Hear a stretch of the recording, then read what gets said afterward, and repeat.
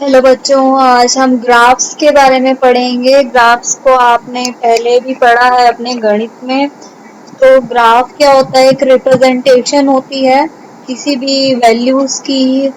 जब हम उसे किसी भी वैल्यूज की जो हम रिप्रेजेंटेशन करते हैं कोऑर्डिनेट एक्सिस में, उसे ग्राफ कहते हैं। हम फिजिक्स में सिर्फ और सिर्फ कोऑर्डिनेट एक्सिस का यूज करेंगे, एक्स वाई और जेड का, और उसी में हम वेरिएबल्स को अब क्या करेंगे, चेंज कर देंगे। तो ग्राफ्स के बारे में हम लोग पढ़ेंगे।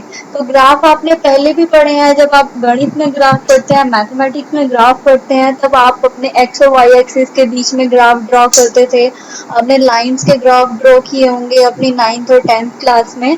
तो अभी भी हम लोग ग्राफ के बारे में और डिटेल में पढ़ेंगे कि अब हम एप्लीकेशंस को देखते हुए कि वो जो ग्राफ है वो कहाँ कहाँ अप्लाई हो रहे हैं, कहाँ कहाँ यूज हो रहे हैं, उसके बारे में उसको ध्यान रखते हुए हम लोग ग्राफ के बारे में पढ़ेंगे। तो अभी हम जो आपके जो 11वीं क्लास का जो आपका सिलेबस है, उसमें दो तरह के ग्राफ आते हैं। उसमें जो पहला टाइप आता है वो आता है position time diagram, position time graph. Position time, जैसे कि नाम से ही पता चल रहा है, पोजीशन और टाइम के बीच का ग्राफ हम ड्रॉ करेंगे। और जो पोजीशन और टाइम के जो बीच का ग्राफ है वो कितने तरीके से ड्रॉ कर सकते हैं उसके बारे में बात करेंगे। वैसे तो और भी तरीके हैं और वो अपनी आप आम सूझबूझ से अपने आप से भी ड्रॉ कर पाएंगे। तो पहले चलिए देखते हैं हमने कितने केस बनाए हैं। तो पहला देखिए, When object is at rest, जो हमारा ऑब्जेक्ट है वो क्या है, स्थिर है, रेस्ट पर है। तब क्या होगा पोजीशन और टाइम के बीच का ग्राफ? तब देखिए, अभी हम पोजीशन को क्या ले रहे हैं, वाई एक्सिस पे ले रहे हैं, और टाइम को हम लोग क्या ले रहे हैं, एक्स एक्सिस पे ले रहे हैं। तो इनको किसी भी एक्सिस पे ले सकते हो आप, पोजीशन को एक्स पे और टाइम को वाई पे भी ले सकते हैं। लेकिन जो हमारा स्टैंडर्ड तरीका होता है उसमें हम जो चेंज होने वाली जो जो हमारी डिपेंडेंट जो क्वांटिटी होती है, जो दूसरी क्वांटिटी पे डिपेंड करती है, उस क्वांटिटी को हम हमेशा वाई एक्सिस पे लेते हैं। और जो कि इंडिपेंडेंट, जो दूसरी क्वांटिटी पे डिपेंड नहीं करती है, हम उसे एक्स एक्सिस पे लेते हैं। देखिए, जैसे कि टाइम है, टाइम किसी भी चीज पे डिपेंड नहीं करता है, इसीलिए हमने उसे एक्स एक्सिस पर लिया है। लेकिन जो पोजीशन है वो क्या कर रही है, टाइम के साथ क्या करती है, बदलती है। तो इसीलिए वो क्या करती है, टाइम पे डिपेंड कर रही है, इसलिए हमने उसको वाई एक्सिस पे लिया है। तो अभी हमारा जो ऑब्जेक्ट है वो क्या है, रेस्ट पे है। रेस्ट पे है तो वो अपनी पोजीशन चेंज नहीं करेगा। तो देखिए, हमने इसी हिसाब से हमने एक लाइन ड्रॉ करी है। ये लाइन क्या कहती है कि टाइम टाइम बढ़ता जा रहा है, बढ़ता जा रहा है, बढ़ता जा रहा है। लेकिन जो पोजीशन है, पोजीशन जो भी फिक्स थी वो हमारे पार्टिकल की वही रह रही है, वही रह रही है, और वो बदल नहीं रही है। वो क्या रह रही है, सेम रह रही है। चाहे टाइम कितना ही हो जाए, 0 से लेके जितना मर्जी टाइम हो जाए, पोजीशन नहीं चेंज हो रही है। पोजीशन वही रह रही है हमारे पार्टिकल की, चेंज नहीं की है। तो ये इस तरीके से अगर हम ग्राफ ड्रॉ करें, 1 सेकंड में वो यहाँ था, 2 सेकंड में भी वो यहाँ था, 3 सेकंड में भी वो यहाँ था, 4 सेकंड में, 5 सेकंड में, 10 सेकंड में, सब जगह सभी सभी के सभी केस में जो पोजीशन है वो बदल नहीं रही है, इसलिए ऑब्जेक्ट रेस्ट पे है। तो देखिए, ग्राफ इस तरीके से आ जाएगा। तो अभी देखो, पोजीशन चेंज नहीं हो रही, पोजीशन चेंज नहीं हो रही, इसलिए मतलब क्या, विस्थापन नहीं है। विस्थापन नहीं है तो इसका क्या मतलब है, जो वेलोसिटी है वो क्या है, 0 है। तो ऐसे ही सवाल पूछा जा सकता है आपसे परीक्षा में। वो पूछेगा कि बताइए, एक ऑब्जेक्ट है वो रेस्ट पे है, उसका पोजीशन टाइम ग्राफ है, वो आप बनाकर बताइए। तो इस तरीके से आप ग्राफ बना लेंगे और बताएंगे। इसको आप सिंपल पेंसिल से बनाकर बताएंगे। उसके बाद अगर वो पूछता है when object is moving uniformly with constant velocity, जो ऑब्जेक्ट है वो यूनिफॉर्मली मूव कर रहा है कांस्टेंट वेलोसिटी के साथ। यानी कि यूनिफॉर्मली मूव करने का मतलब क्या है, यूनिफॉर्म का मतलब होता है एक जैसा। जैसे आप स्कूल में जब ड्रेस पहनते हैं तो क्या कैसे पहनते हैं, एक जैसी ड्रेस पहनते हैं। तो इसीलिए उसी को हम बोलते हैं यूनिफॉर्म। यहाँ पे भी यूनिफॉर्म का वही मतलब है, मूविंग यूनिफॉर्मली, एक जैसा मूव कर रहा है, यानी कि बार बार अपनी स्पीड नहीं चेंज कर रहा। ठीक है, तो moving uniformly with constant velocity, यानी कि जो उसकी वेलोसिटी है, यानी कि जो उसका वेग है वो क्या है, कांस्टेंट है, फिक्स्ड है, वो बदल नहीं रहा टाइम के साथ। तब उसका ग्राफ कैसे बनेगा? तो इसके 3 केस देखिए मैंने बनाए हैं। पहले मैंने क्या बोला है कि जो वेलोसिटी है वो कांस्टेंट है। अब वेलोसिटी कांस्टेंट है, तीनों में देखिए वो वेलोसिटी कांस्टेंट ही लिखी हुई है। वेलोसिटी कांस्टेंट ही लिखी हुई है, लेकिन पहले में क्या है, वेलोसिटी लेस देन जीरो लिखा है। लेस देन जीरो का मतलब क्या है, नेगेटिव है। ठीक है, वेलोसिटी कांस्टेंट तो है, फिक्स तो है, लेकिन वो नेगेटिव है। तो नेगेटिव वेलोसिटी है, तो अभी जो ग्राफ है वो हमें आ रहा क्या बनेगा, इस तरीके से बनेगा। यानी कि देखिए पोजीशन क्या होती जा रही है, कम होती जा रही है। पोजीशन कम होती जा रही है टाइम के साथ, पोजीशन कम होती जा रही है। अभी देखिए नेगेटिव, हमारी नेगेटिव वाई एक्सिस में चली गई। ठीक है, अभी नेगेटिव वाई एक्सिस में का मतलब क्या है, जब नेगेटिव को बारे में हम लोग फिजिक्स में नेगेटिव का मतलब क्या होता है, डायरेक्शन बदल जाना। ठीक है, फिजिक्स में नेगेटिव का मतलब होता है डायरेक्शन का बदल जाना। तो यहाँ पर क्या है, जो हमारा ऑब्जेक्ट है वो क्या कर रहा है, अपना जो पोजीशन है वो क्या करता जा रहा है, कम करता जा रहा है, कम करता जा रहा है, और वो क्या चला गया, नेगेटिव एक्सिस में भी चला गया। तो अभी क्या पोजीशन कम होती जा रही है, कम होते जा रही है। देखिए पहले वो ज्यादा पोजीशन पे था, फिर कम पोजीशन पे आ गया। यानी कि जो इनिशियल पोजीशन थी वो ज्यादा थी, फाइनल पोजीशन क्या थी, कम थी। अब इनिशियल बड़ा है, फाइनल छोटा है, तो जो माइनस करेंगे तो नेगेटिव आएगा। तो क्या आएगी, हमारी जो वेलोसिटी आएगी वो नेगेटिव आएगी। तो यहाँ पर देखिए इस तरीके से ग्राफ बन जाएगा। उसके बाद दूसरा ग्राफ देखिए, v कांस्टेंट है और v ग्रेटर देन जीरो है, पॉजिटिव है।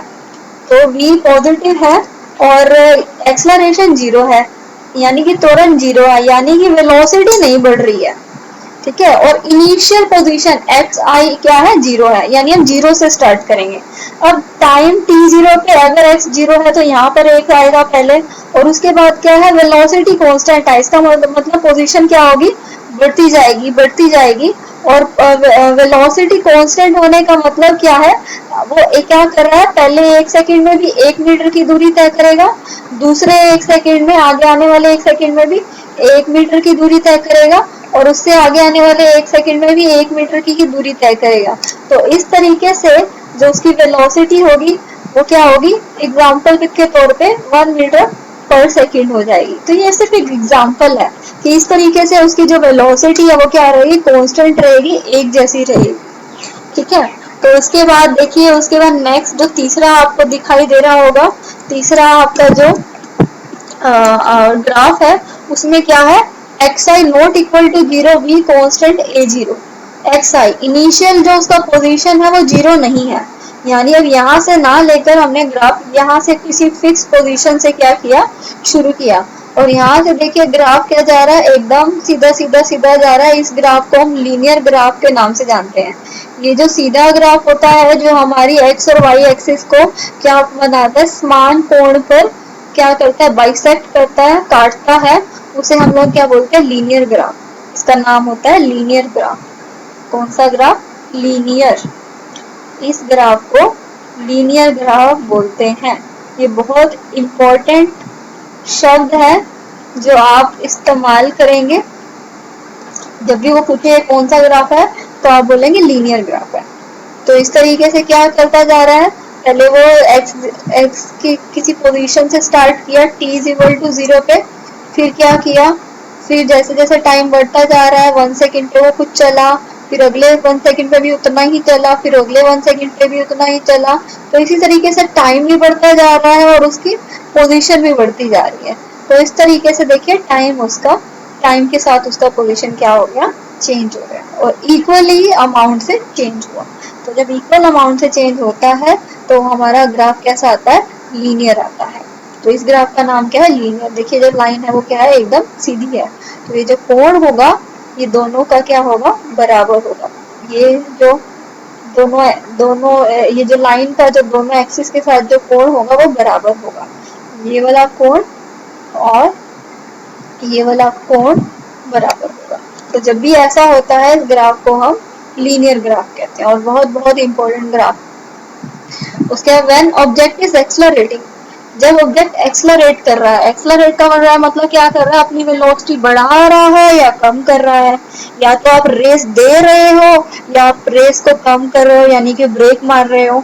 तो तब क्या होगा, तब पोजीशन टाइम कैसा होगा, ये देखो। जब भी ऐसा होगा तो ग्राफ में एक तरह से कर्व आ जाता है। ये कर्व क्यों आता है, ये हम आगे आने वाले चैप्टर में समझेंगे।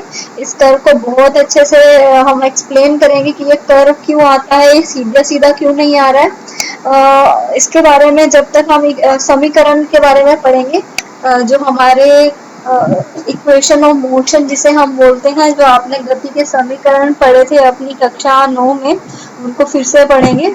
उसमें आपको जब हम वो पढ़ेंगे तब समझ में आएगा। तो जब एक्सलरेशन पॉजिटिव हो, यानी जो आप क्या कर रहे हो, रेस बढ़ा रहे हो, एक्सलरेशन वेलोसिटी को बढ़ा रहे हो, तब क्या होगा, ये ग्राफ क्या होगा, ऊपर की साइड कर्व होगा, ऊपर की साइड गोलाकार होगा।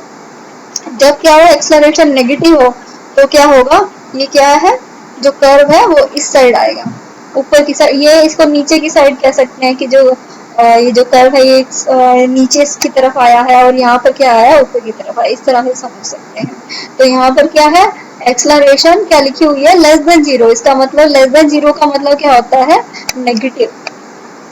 लेस देन जीरो का मतलब होता है नेगेटिव।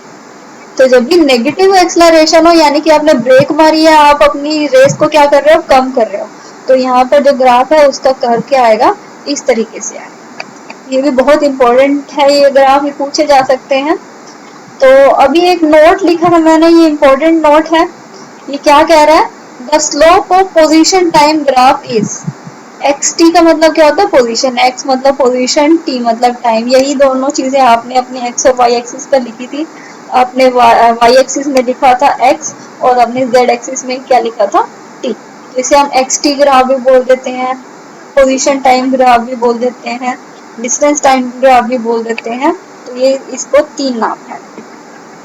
तो जो स्लोप होती है पोजीशन टाइम ग्राफ की, वो क्या होती है, वो निकाल रहे हैं। तो स्लोप क्या होती है, स्लोप के बारे में आपने अपने गणित में पढ़ा होगा। स्लोप का मतलब होता है जो हमारा ग्राफ है, जो ग्राफ की जो लाइन है, वो कितने डिग्री पर या फिर कितना उसके अंदर झुकाव है, उसको निकालने के लिए हम लोग क्या बोलते हैं, स्लोप बोलते हैं।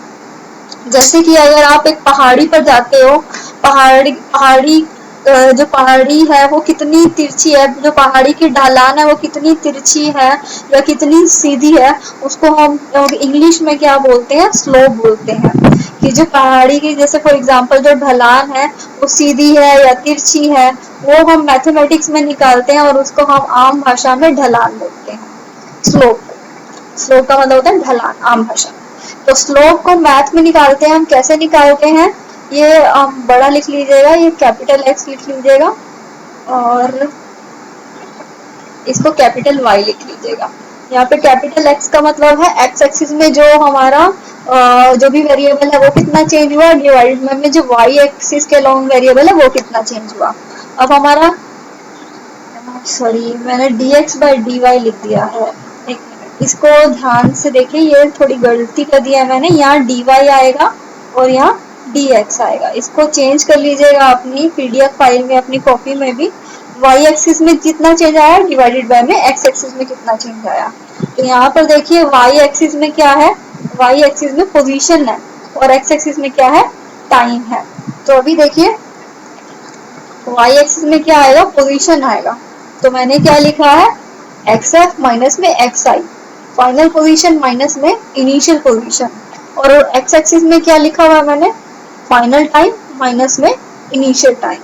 तो इन दोनों का जो चेंज आया उसको हमने क्या लिख दिया, अपनी लैंग्वेज में लिख दिया। तो यहाँ पे क्या, चेंज इन पोजीशन, एक्स का चेंज है मतलब चेंज इन पोजीशन है, टाइम का चेंज है तो चेंज इन टाइम है। तो पोजीशन का चेंज टाइम के चेंज के साथ वेलोसिटी कहलाता है। तो change in position divided by change in time, उसको हम क्या बोलते हैं, वेलोसिटी बोलते हैं। ठीक है। तो जब हम ग्राफ ड्रॉ करते हैं पोजीशन टाइम का, तो उसमें जो स्लोप है वो हमें वेलोसिटी बताता है। ठीक है, आई होप ये क्लियर हो। जिसको क्लियर नहीं है वो मुझसे पूछ सकता है। ये y कैपिटल Y और ये कैपिटल X कर देना, ये मैंने गलती से उल्टा लिख दिया है। ठीक है, तो आपसे वो सवाल पूछ सकता है कि what the slope of position time graph indicate, तो आप क्या लिख के आओगे, वेलोसिटी। कि जो स्लोप है, जो ढलान है हमारी पोजीशन टाइम ग्राफ की, वो हमें बताती क्या है, वो हमें वेलोसिटी के बारे में बताती है कि वेलोसिटी कितनी है, कितनी बढ़ रही है या कम हो रही है, उसके बारे में हमें जवाब देती है। तो वो पूछ रहा है स्लोप क्या होगा पोजीशन टाइम ग्राफ का, स्लोप होगा वेलोसिटी। जो स्लोप है हमारे पोजीशन टाइम ग्राफ की, वो हमें वेलोसिटी के बारे में बताएगी। तो ये आई होप क्लियर है। नहीं क्लियर है तो हम आपस में कर लेंगे क्लियर, एक क्लास लगाकर ऑनलाइन। उसके बाद आता है velocity time graph. Velocity time में जैसे हमने पोजीशन टाइम ग्राफ पढ़े, वैसे ही हम वेलोसिटी टाइम ग्राफ पढ़ेंगे। ये दूसरा टाइप का ग्राफ है जो आपके सिलेबस में है। ये दो ही टाइप के हैं जो ग्राफ आपके सिलेबस में है। बाकी और भी तरह के जो ग्राफ होते हैं वो आपके कंपटीशन में पूछे जा सकते हैं। हम लोग सीबीएसई जो आपके एचबीएसई के हिसाब से हम लोग यही वाला पढ़ेंगे। तो पहला जो टाइप है वो क्या कहता है, when particle is moving with constant velocity. जब पार्टिकल क्या है, कांस्टेंट वेलोसिटी से मूव कर रहा है। कांस्टेंट वेलोसिटी से मूव कर रहा है यानी कि क्या हो रहा है, जो उसकी वेलोसिटी है वो कांस्टेंट है, यानी फिक्स्ड है।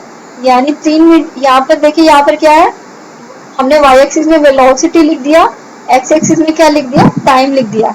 टाइम किसी भी चीज पर डिपेंड नहीं करता, इसलिए वो एक्स एक्सिस में आएगा। वेलोसिटी टाइम के साथ चेंज हो रही है या नहीं चेंज हो रही, इसीलिए वो वाई एक्सिस में आएगी। जो वेलोसिटी है वो टाइम पर डिपेंड करती है, इसीलिए वो वाई एक्सिस में लिखा है हमने। तो वो क्या कह रहा है, वेलोसिटी चेंज नहीं हो रही। कांस्टेंट का मतलब होता है चेंज नहीं होना। यहाँ पे अगर कुछ भी है, अगर वेलोसिटी यहाँ पे सपोज हम लोग मान लेते हैं कि वो 4 मीटर पर सेकंड से चल रहा है, 4 मीटर पर सेकंड से चल रहा है, तो टाइम बढ़ता जा रहा है, बढ़ता जा रहा है, लेकिन जो वेलोसिटी है वो क्या हो रही है, 4 मीटर पर सेकंड से बदल नहीं रही है। तो ये ग्राफ है वो कैसे आएगा, यहाँ पर हम लोग बोलते हैं कि 1 सेकंड पे भी उसकी 4 मीटर पर सेकंड थी, 2 सेकंड पे भी उसकी 4 मीटर पर सेकंड थी, 3 सेकंड पे भी उसकी 4 मीटर पर सेकंड थी, 4 सेकंड पे भी उसकी 4 मीटर पर सेकंड थी। मतलब उसकी बदल नहीं रही है जब वेलोसिटी, तो जो ग्राफ है वो इस तरीके से आएगा। आई होप ये सभी को क्लियर है। तो यहाँ पे इसमें क्या लिख दिया, वेलोसिटी कांस्टेंट लिख दी। अगर वेलोसिटी बदल नहीं रही है, वेलोसिटी का चेंज 0 है, तो उसका मतलब क्या है, एक्सेलरेशन 0 है। यानी कि जब आप रेस पे पैर दबाते हो, जब आप रेस पे पैर दबाए हो और जब आप अपना ना वेलोसिटी को बढ़ा रहे हो, ना गियर बढ़ा रहे हो, ना कम कर रहे हो, बस एक ही जैसे रेस को दबाए हुए हो, उस पोजीशन को हम बोलते हैं कांस्टेंट वेलोसिटी। जब वेलोसिटी बढ़ ही नहीं रही, ना कम हो रही है, बस आपने अपने ऑडोमीटर में देखा 40 किलोमीटर पर आ रहा है, 40 किलोमीटर पर आ रही है, तो ये वो वाली पोजीशन है। जबकि जब वेलोसिटी चेंज नहीं हो रही हो, कांस्टेंट हो, फिक्स्ड हो, जब आप एक्सेलरेट नहीं कर रहे, ना स्पीड वेलोसिटी को बढ़ा रहे हो ना वेलोसिटी को कम कर रहे हो, उस पोजीशन को हम लोग क्या करते हैं, एक्सेलरेशन 0 होगी, वेलोसिटी कांस्टेंट हो गई। अब सेकंड केस देखो क्या लिखा हुआ है, when particle is moving with constant acceleration. अब एक्सेलरेशन कांस्टेंट है, यानी कि आप क्या कर रहे हो, या तो बढ़ाते ही जा रहे हो, बढ़ाते ही जा रहे हो, और कांस्टेंट वेलोसिटी से बढ़ाते ही जा रहे हो, तब क्या होगा। और इसके भी दो केस हैं, जब u0 लिया और जब u0 नहीं लिया। u का मतलब क्या होता है, इनिशियल वेलोसिटी।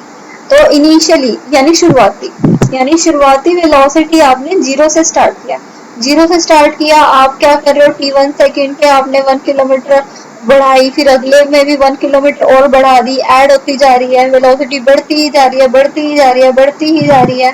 तो इस केस में वेलोसिटी बढ़ती ही जा रही है, तो ग्राफ कैसा आएगा, लीनियर ग्राफ आएगा। ठीक है, तो इस केस में क्या है, वेलोसिटी बढ़ती जा रही है, वेलोसिटी बढ़ती जा रही है, एक सेम अमाउंट से बढ़ रही है, तो एक्सेलरेशन क्या होगी, कांस्टेंट होगी, फिक्स्ड होगी। तो अगर दूसरा केस देखो, उसने क्या बोला, u0 नहीं है, यानी u0 से स्टार्ट ना होकर, यानी ओरिजिन से स्टार्ट ना होकर किसी एक पर्टिकुलर वैल्यू से स्टार्ट है, तो क्या होगा, फिर भी आप क्या कर रहे हो, सेम अमाउंट से बढ़ा रहे हो, पहले एक बढ़ाई, फिर अगले सेकंड में एक बढ़ा दी, फिर अगले सेकंड में भी एक ही बढ़ाई, अगले सेकंड में भी एक ही बढ़ाई। तो कांस्टेंट दर से क्या कर रही है, आपकी वेलोसिटी बढ़ रही है, तो आपका एक्सेलरेशन क्या हो जाएगा, कांस्टेंट हो जाएगा, फिक्स्ड हो जाएगा। तो इस वाले केस को हम बोलते हैं कांस्टेंट एक्सेलरेशन। उसके बाद तीसरा केस देखो, तीसरे केस में क्या बोल रहा है, when particle is moving with increasing acceleration. अब क्या कर रहे हो, आप क्या कर रहे हो, एक्सेलरेशन भी बढ़ा रहे हो, यानी आप एक्सेलरेट किए जा रहे हो। आप क्या कर रहे हो, अपनी जो एक्सेलरेशन है उसको क्या कर रहे हो, एक फिक्स दर से बढ़ा रहे हो। तो अभी यहाँ पर हमने वेलोसिटी लिखा है हमारे वाई एक्सिस में और टाइम लिखा हमने एक्स एक्सिस में। तो अभी आपने जब वेलोसिटी को क्या करते जा रहे हो, बढ़ाते जा रहे हो, तो इस तरीके से आप लोगों का जो एक्सेलरेशन जब आप बढ़ाओगे तो इस तरीके से आपका जो है ग्राफ आएगा। इसको और समझने के लिए हम लोग क्या करेंगे, हम लोग समीकरण पढ़ेंगे, उसमें आपको क्लियर होगा कि ये जो गोलाकार है, ये कर्व गोलाकार क्यों हुआ। आपके जो वेलोसिटी बढ़ाने से जो है एक्सेलरेशन बढ़ जाएगी, वो बात तो ठीक है। ये हमारे आकार में, ग्राफ का आकार गोलाकार क्यों हुआ, इसके बारे में हम लोग समीकरण में बहुत अच्छे से पढ़ेंगे। ग्राफ को मैं दोबारा से बताऊं। अब क्या है, एक्सेलरेशन क्या हो गया, डिक्रीज हो गया, तो क्या आएगा, ग्राफ इस तरीके से आएगा। ये वैसा ही ग्राफ है जो पोजीशन टाइम ग्राफ था आपके वेलोसिटी, जो एक्सेलरेशन इंक्रीज और डिक्रीज होने के बारे में, सेम ही ग्राफ है।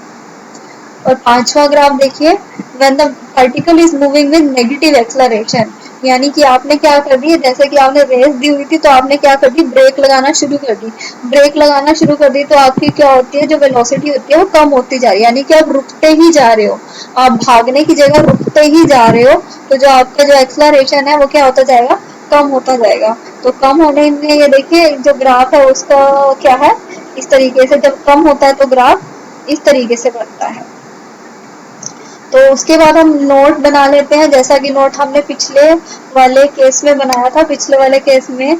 और यहाँ पर हमें पता है स्लोप का फॉर्मूला क्या होता है, स्लोप का फॉर्मूला होता है dy बाई डी एक्स, यानी जो y एक्सिस में जो चेंज आया है डिवाइड बाय में जो x एक्सिस में जो चेंज आया, यानी ये जो ढलान है, ये जो हमारी स्लोप है हमारी ग्राफ की, हमें बताती क्या, इसका मतलब क्या है।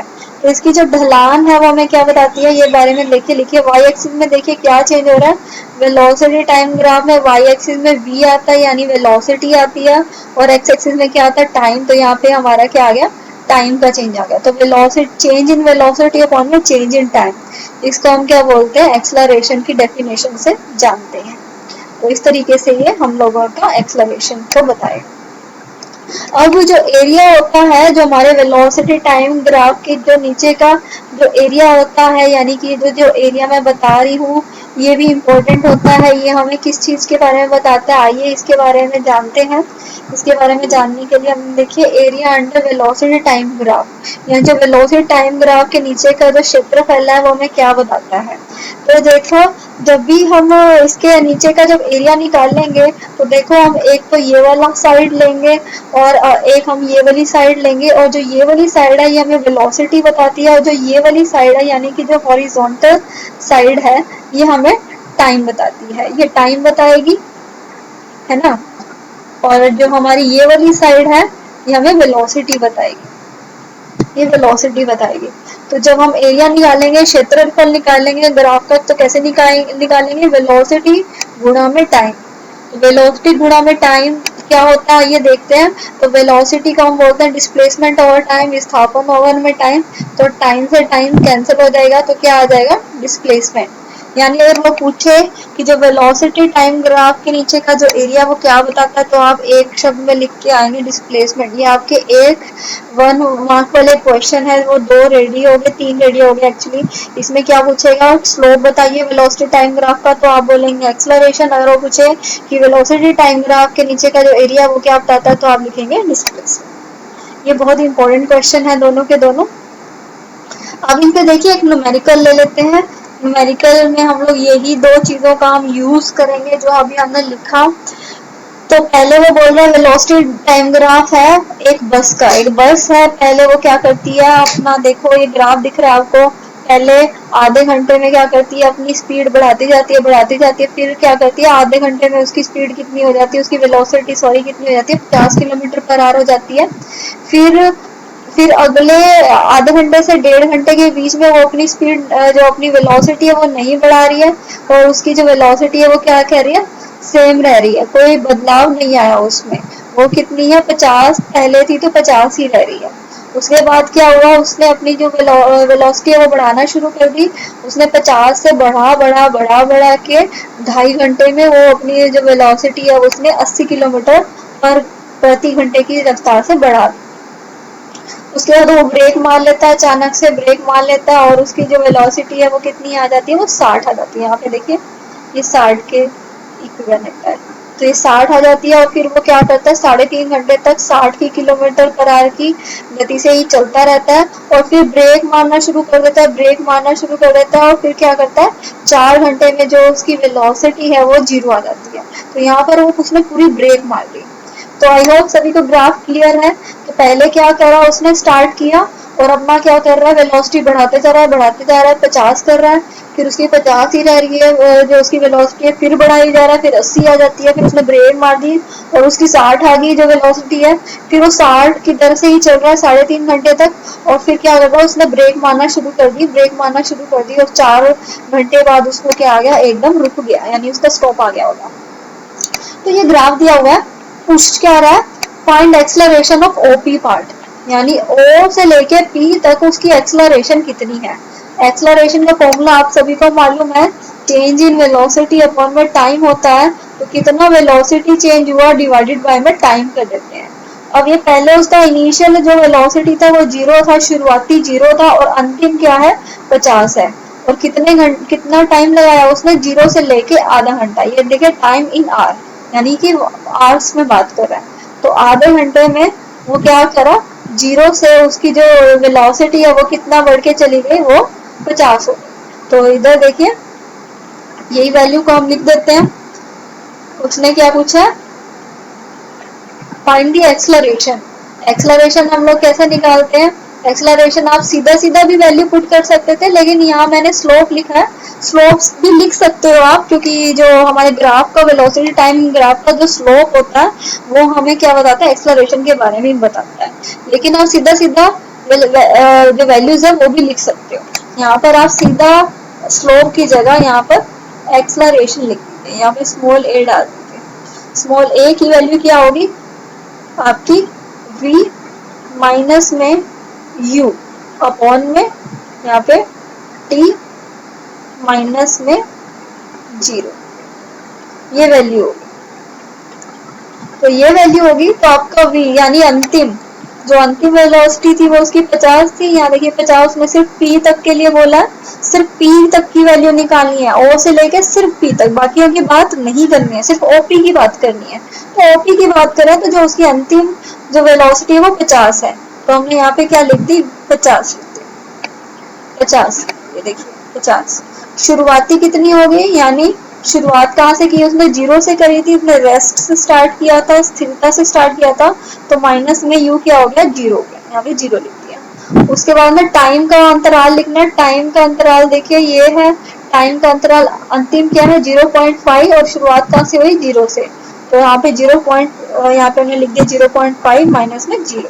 तो इस तरीके से हम लोगों ने क्या किया, ये वैल्यू पुट करी, ये वैल्यू पुट करी, उसके बाद हम इसको सॉल्व कर लेंगे तो ये कितना आ जाएगा, 100 किलोमीटर पर आवर स्क्वायर। अब देखो यहाँ पे मैंने क्या लिखा, पर आवर स्क्वायर, क्योंकि ये क्या है, एक्सेलरेशन है, त्वरण है, त्वरण के यूनिट क्या होते हैं, यहाँ पर स्क्वायर आता है, पावर 2 आती है, पावर 2 को हम बोलते हैं square, kilometre per hour square.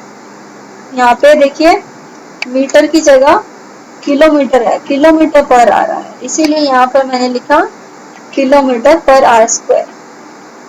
उसके बाद वो बोल रहा है सेकंड, उसका सवाल क्या है, calculate distance covered by the bus, बस ने कितना डिस्टेंस ट्रेवल किया, 0.0 आवर से लेके 2.5 आवर तक, यानी 0 से स्टार्ट करो और 2.5 तक जाओ, तब तक उसने कितना डिस्टेंस ट्रेवल किया वो बताएगा। तो अभी हमने ऊपर पढ़ा है, ऊपर हमने क्या पढ़ा, जो डिस्टेंस है, अब बस क्या जाती है, सीधा जाती है, वो अपनी कोई भी डायरेक्शन चेंज नहीं करती, तो जब भी डायरेक्शन चेंज नहीं हो रही हो तो डिस्टेंस और डिस्प्लेसमेंट की वैल्यू सेम रहेगी। तो इसीलिए यहाँ पर जो डिस्टेंस कवर्ड है वो हम area under velocity time graph से निकालेंगे। तो जो एरिया आता है वेलोसिटी टाइम ग्राफ के नीचे का, वो हमें क्या बताएगा, डिस्टेंस बताएगा। तो देखो कहाँ से कहाँ तक, 0 से लेके 2.5 घंटे, यानी यहाँ तक। तो इसके बीच नीचे ये जो ग्राफ है वो O से P है, P से Q है, Q से R है, और ये ग्राफ है। तो इस ये जो सारा एरिया है ये हमने निकालना है, ये एरिया, ये वाला, ये वाला, ये वाला और ये वाला। तो अभी इस एरिया को मैंने 4 पार्ट में डिवाइड किया है, क्योंकि ये 4 पार्ट में इसलिए डिवाइड किया है क्योंकि मैं ये कोई जो शेप बन रही है इसके बारे में मुझे मालूम नहीं है कि इसका एरिया कैसे निकालें, लेकिन मुझे ये पता है कि ये क्या है, त्रिकोण है, ये त्रिकोण है, ट्राइंगल है, ट्राइंगल का एरिया का मुझे फॉर्मूला मालूम होता है। ये मेरा क्या है, रेक्टेंगल है, ये रेक्टेंगल का एरिया मुझे मालूम है, ये भी रेक्टेंगल है, इसका एरिया निकाल सकती हूँ। इस ट्राइंगल यानी त्रिकोण का एरिया भी निकाल सकती हूँ, त्रिभुज का एरिया निकाल सकती हूँ। तो मैंने क्या किया, यहाँ पे लिख दिया area of triangle OPT, area of जो हमारा रेक्टेंगल है हमारा पी क्यू यू टी, वो लिख दिया, ठीक है। P Q U T, area of triangle Q R X, area of rectangle Q U V X, ये देखिए यही है area of triangle O P T, area of rectangle P Q U T, area of rectangle Q U V X और area of triangle Q R X. ये वाले चारों के चारों मैंने क्या लिख दिए, यहाँ पर लिख दिया, देखिए। उसके बाद मैं फॉर्मूला निकालूंगी। त्रिभुज का एरिया क्या होता है, हाफ इंटू बेस इंटू में हाइट, ये आपका फॉर्मूला होता है त्रिभुज का निकालने का, एरिया निकालने का। उसके बाद हमारा रेक्टेंगल यानी कि आयत का निकालने का फॉर्मूला क्या होता है, लंबाई गुणा चौड़ाई, तो मैंने लंबाई गुणा चौड़ाई लिख दिया। फिर इनकी वैल्यूज को पुट करेंगे। अभी देखिए इस ट्राइंगल में, इस त्रिभुज में जो बेस है वो क्या है, 0 से 0.5, यानी 1/2 0.5 इंटू में ये हाइट कितनी है, ये हाइट यहाँ से आपको ग्राफ से पता चल रही है कितनी है, 50 है। तो मैंने यही लिखा है, आधा इंटू में 0.5 इंटू में 50। उसके बाद ये वाला एरिया निकालना है, जो हमारे रेक्टेंगल का एरिया है वो हमने निकालना है। ये वाला जो रेक्टेंगल, इसमें देखो लंबाई कितनी है, जो हमारी लंबाई है वो कितनी है, वो है 50। यहाँ पे देखो ये लंबाई, यहाँ पे 0 है, यहाँ पे 50 है, तो ये लंबाई कितनी होगी, ये होगी 50 होगी। और चौड़ाई कितनी होगी, चौड़ाई ये होगी 1.5 माइनस में 0.5, ये हमें नहीं लेना, हमें सिर्फ यूटी लेना है। तो यूटी लेंगे तो 1.5 माइनस 0.5 कितना हो जाएगा, 1 हो जाएगा, इसलिए मैंने यहाँ पे 50 गुणा 1 लिखा है। उसके बाद इस त्रिभुज का निकालेंगे तो 1/2, और ये वाला जो इसका बेस है ये क्या होगा, ये होगा 2.5 माइनस 1.5, यानी ये भी 1 होगा। और ये जो ऊंचाई है इसकी, ये ऊंचाई कहाँ से कहाँ शुरू हो रही है, ये इसकी ऊंचाई 50 से शुरू हो रही है और कहाँ जा रही है, 80 तक जा रही है। तो 50 माइनस में 80 यानी कि 30। तो अभी देखो यहाँ पे मैंने क्या लिखा है, 1/2 1 इंटू में 30। उसके बाद ये वाले हमने आयत का हमने क्या किया, हमने एरिया निकाला, क्षेत्रफल निकाला। कैसे निकालेंगे, अभी ये देखो इसकी ऊंचाई कितनी है, ये 50 है, तो 50 लिख देंगे। इसकी चौड़ाई कितनी है, 2.5 माइनस 1.5 यानी कि 1, तो 50 गुणा में 1, मैंने यहाँ क्या लिखा है वही लिखिए। इसको मैंने सॉल्व करके आंसर निकाल दिया, कितना आया, इतना आया। तो इस तरीके से हम लोग ये सवाल करते हैं हमारे अपने ग्राफ वाले। ये बहुत बहुत इम्पोर्टेंट है आपके कंपटीशन की तरफ से भी, और आपके आने वाले जो भी आपके एग्जाम है उसके लिए। इसको अच्छे से पढ़िएगा, जो भी सवाल है मुझसे पूछ सकते हैं।